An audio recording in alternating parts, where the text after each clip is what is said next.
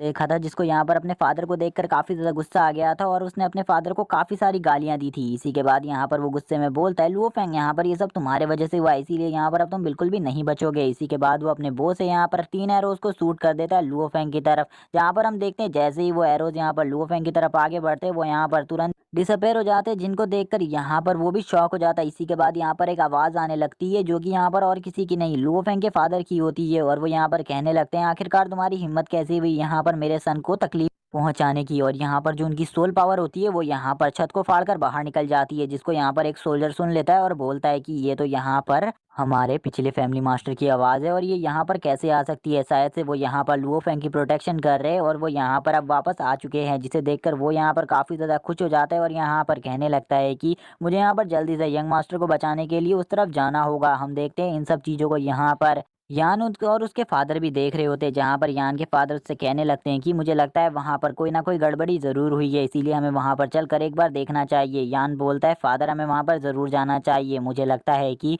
जो यहाँ पर लुओ फेंग के फादर है वो अभी भी उसे प्रोटेक्ट कर रहे हैं, इसीलिए यहाँ पर हमें लुओ फेंग को मारने का कोई और मौका ढूंढना होगा। तभी यहाँ पर उसके फादर बोलते हैं, मेरे पास यहाँ पर एक चाल है और यहाँ पर इसमें हम लुओ फेंग को बहुत इजीली मार सकते हैं, अगर यहाँ पर तुम चाहो तो। इसी के बाद वो भी यहाँ पर अपनी फादर की बात से एग्री हो जाता है। इसी के बाद हमें लुओ फेंग के फादर की आवाज़ सुनाई जाती है जो कि यहाँ पर लुओ फेंग से उठने को कह रहे होते हैं, जहाँ पर लुओ फेंग अपने फादर की आवाज़ को सुनकर बोलता है, ये आवाज़ तो मेरे फादर की है, आखिरकार ये आवाज़ आ कहाँ से रही है। तभी वो अपने लॉकेट को देखता है जिसके अंदर से ये आवाज़ आ रही होती है और हमें पता चलता है कि इसी लॉकेट के अंदर यहाँ पर उसकी फादर का एक अंश है, जो कि यहाँ पर उनकी सोल का एक पीस है और इसके अंदर वो रखा हुआ है। और हम देखते हैं इसी के बाद लुओ फेंग को यहाँ पर अब धीरे धीरे कर कर वो उठने लगता है और यहाँ पर उठते हुए बोलता है, फादर यहाँ पर मुझे कुछ भी नहीं हुआ है और यहाँ पर कोई भी मुझे नुकसान नहीं पहुंचा सकता। लेकिन इस टाइम तक जो मुंह था वो भी लुओ फेंग के काफी ज्यादा करीब आ जाता है और बोलता है कि आज यहाँ पर तुम्हें कोई भी नहीं बचा सकता, आज यहाँ पर तुम्हें मरना ही होगा। और इसी के बाद वो लुओ फेंग के हेड पर बो को टारगेट करते हुए बोलता है, अब तुम पक्का मरोगे। और वो यहाँ पर अब लुओ फेंग के ऊपर शूट ही करने वाला होता है, तभी लुओ फेंग यहाँ पर उसे देखता है और बोलता है कि मैंने तुमसे ज्यादा गंदा इंसान आज से पहले कभी भी नहीं देखा, तुम जैसे इंसान को तो जिंदा रहने का कोई भी हक नहीं है। जिसे देखकर यहाँ पर हम देख पाते हैं वो बोलने लगता है, तुमने यहाँ पर मेरे फादर को छीना है, मैं तुम्हें बिल्कुल भी नहीं छोड़ूंगा। वो जैसे ही यहाँ पर शूट करने वाला होता है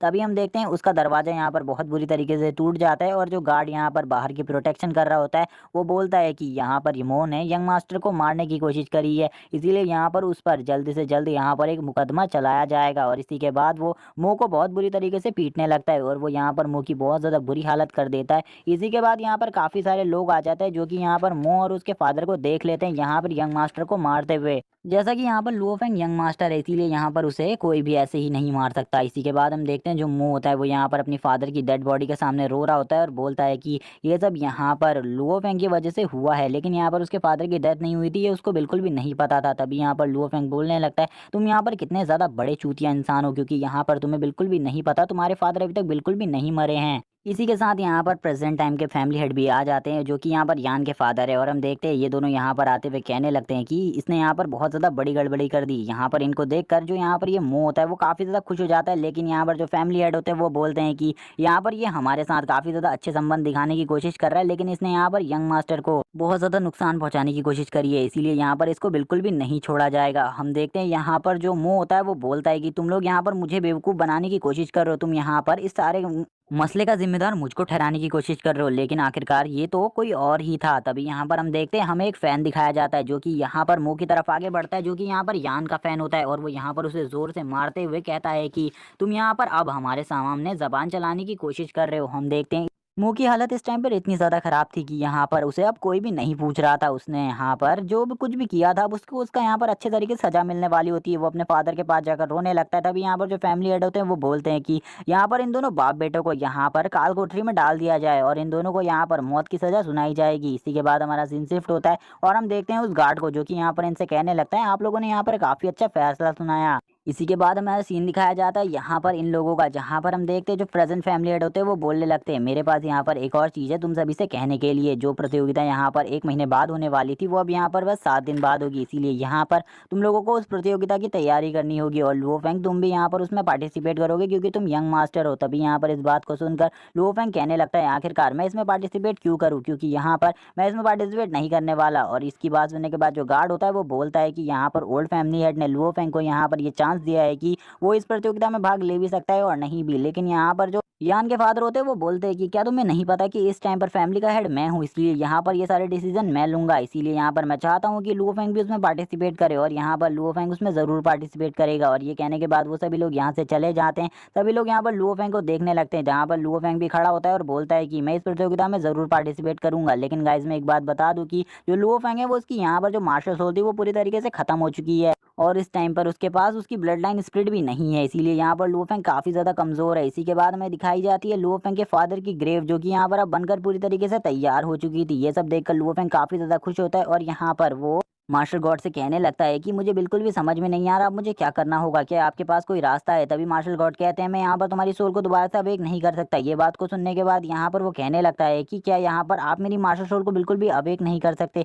कोई ना कोई रास्ता तो होगा। लेकिन यहाँ पर वो बोलते हैं मैं तुम्हारी मार्शल सोल को अवेक करने का एक रास्ता जानता हूँ, लेकिन वो रास्ता तुम्हें बिल्कुल भी नहीं बताऊंगा क्योंकि तुमको बिल्कुल भी नहीं पता है जान फैमिली में यहाँ पर सभी लोग तुम्हें मारना चाहते हैं। इसीलिए यहाँ पर तुम्हें उस प्रतियोगिता से अपना हाथ को बाहर लेना होगा, यानी कि उस प्रतियोगिता में भाग नहीं लेना होगा। जिस बात को सुनने के बाद यहाँ पर वो अपने ऑरा को रिलीज करते हुए बोलता है मैं बिल्कुल भी इतना ज्यादा कमजोर नहीं हूँ कि मैं उस प्रतियोगिता में भाग ना लूँ, मैं उस प्रतियोगिता में भाग जरूर लूंगा क्योंकि यहाँ पर मैं अपने फादर की रेपुटेशन को बिल्कुल भी कम नहीं कर सकता। इसीलिए यहाँ पर चाहे मैं मर जाऊं लेकिन फिर भी मैं अपनी फादर की रेपुटेशन को कम नहीं होने दूंगा। ये बात को सुनने के बाद जो यहाँ पर मार्शल गॉड होते हैं वो बोलते हैं कि मेरे पास यहाँ पर एक रास्ता है तुम्हारी मार्शल सोल को वापस से अवेक करने का, लेकिन ये रास्ता काफी ज्यादा खतरनाक है, इसमें तुम्हारी डेथ भी हो सकती है। जिसे सुनने के बाद यहाँ पर जो लुओफेंग होता है वो खुश हो जाता है और बोलता है कि आपको ये रास्ता मुझे बता देना चाहिए क्योंकि यहाँ पर अगर मैं इस रास्ते का यूज करके अपनी मार्शल सोल को अवेक कर पाया तो इसमें हम दोनों का काफी ज्यादा फायदा होगा। लेकिन वो मार्शल गॉड बोलते हैं कि लेकिन इसमें तुम्हारी जान भी जा सकती है और इसमें जान का खतरा है, इसीलिए यहाँ पर इसको मैं तुम्हें बिल्कुल भी नहीं दे सकता इस क्योंकि इसमें काफी ज्यादा रिस्क है। लेकिन यहाँ पर वो कहने लगता है कि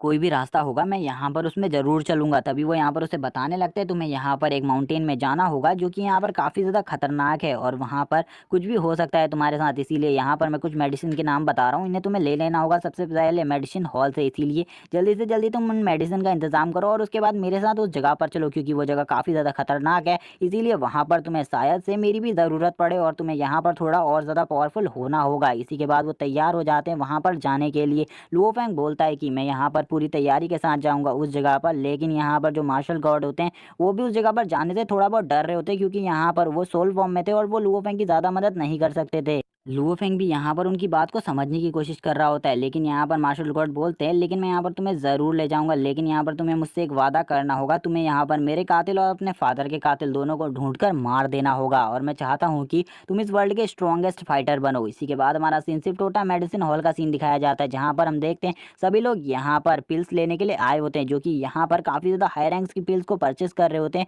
और यहाँ पर जो ये स्टोर था ये काफ़ी ज़्यादा फेमस स्टोर था इस जगह का, क्योंकि इस जगह पर एक बहुत ज़्यादा बेहतरीन एल्केमिस्ट था जो कि इस जगह पर सारी पिल्स को रिफाइन किया करता था और वो एल्केमिस्ट काफी ज्यादा पावरफुल भी था। हमें इसी के बाद दिखाया जाता है इस स्टोर के बाहर का सीन, जहाँ पर सभी लोग काफी ज्यादा हाई ग्रेड की पिल्स को मांग रहे होते हैं, जिसको सुनने के बाद जो यहाँ पर ये बंदा होता है ये कहता है कि मैं यहाँ पर तुम्हें वो पिल दिलवा सकता हूँ, लेकिन यहाँ पर इस टाइम पर जितना भी हमारे पास स्टॉक था वो खत्म हो चुका है। लेकिन यहाँ पर जितने भी बंदे होते हैं वो बोलते हैं कि हमें वो पिल चाहिए, चाहे उसके लिए हम यहाँ पर दुगनी कीमत देनी क्यों ना पड़े, हम यहाँ पर दुगनी कीमत देने को भी तैयार हैं। दुगनी कीमत के बारे में सुनने के बाद यहाँ पर उस बंदे के साथ वाले इंसान को काफी ज्यादा लालच आ जाता है और बोलता है कि आपके यहाँ पर जो ग्रैंडफादर है वो इन सारी पिल्स को रिफाइन कर सकते हैं बहुत ज़्यादा इजीली, यहाँ पर ये लोग दुगनी कीमत देने को भी तैयार है, इसीलिए आपको अपने ग्रैंडफादर के पास जाना चाहिए। हमें उसके ग्रैंडफादर का सीन दिखाया जाता है जहाँ पर वो किसी चीज़ के साथ खेल रहे होते हैं और यहाँ पर हम देख पाते हैं कि वो यहाँ पर सही में काफ़ी ज़्यादा बेहतरीन एल्केमिस्ट होते हैं और इस टाइम पर वो एक स्किल को लिख रहे होते हैं और यहाँ पर उनके हाथों को हम देख पाते हैं, उनके हाथों को देखकर ऐसा लग रहा था कि उनकी बॉडी में किसी टाइप का पॉइजन है जिसको वो यहाँ पर अपने हाथों से बाहर नहीं निकाल पा रहे।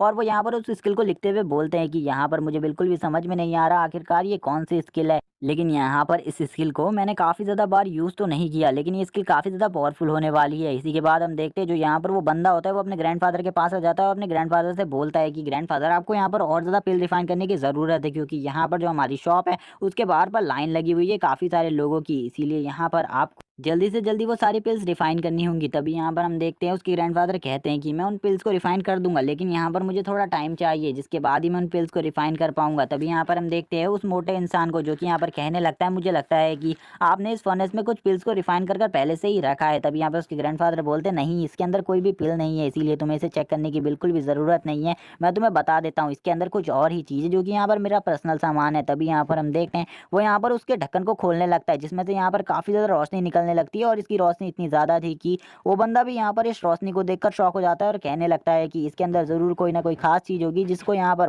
आप मुझसे छुपा रहे हो। इस लेकिन यहाँ पर मैं इस चीज़ को ज़रूर देख कर रहूँगा। लेकिन यहाँ पर जैसे ही वो उस चीज़ को देख लेता है, उसके यहाँ पर होश उड़ जाते हैं और इसी के बाद एपिसोड भी यहीं पर एंड हो जाता है। अगले एपिसोड में हमें पता चलेगा कि उस फर्नेस के अंदर ऐसी क्या चीज़ थी जिससे यहाँ पर इस बंदे के होश उड़ गए थे, और ये सब तुमको देखने को मिलेगा नेक्स्ट एपिसोड में। इसीलिए इस चैनल को सब्सक्राइब कर दो, वीडियो को लाइक कर दो, कमेंट करके जरूर बताना एपिसोड कैसा लगा। Okay bye guys.